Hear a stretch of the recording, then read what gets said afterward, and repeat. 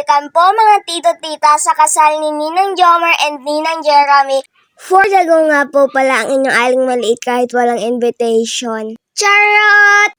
At ipapasilip ko nga po pala mga tito-tita ang magandang reception. Shout out naman po sa magandang decorator dyan, Tita Jason Alparo.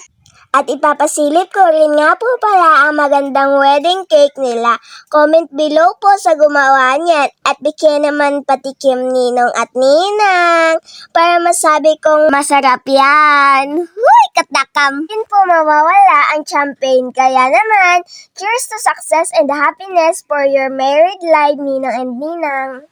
Hindi rin po pinalagpas ng inyong aling maliit na makapaglakad sa red carpet. Huy! Green pala!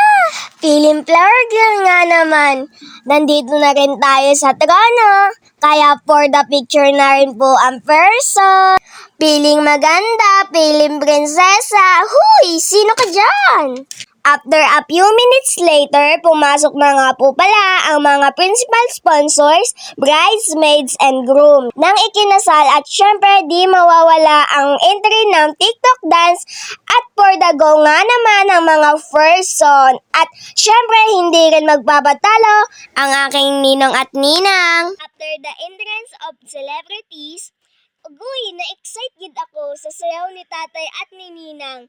At ang pinaka-hinihintay ng lahat, ang sayaw nila ninang with Chuba Chuchu.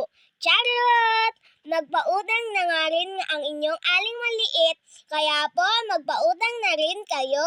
Sinulit na nga po ng inyong aling maliit ang makipagbanding sa mga pinsanities and friends. Kaya thank you so much for inviting us, ninong and ninang. Congratulations!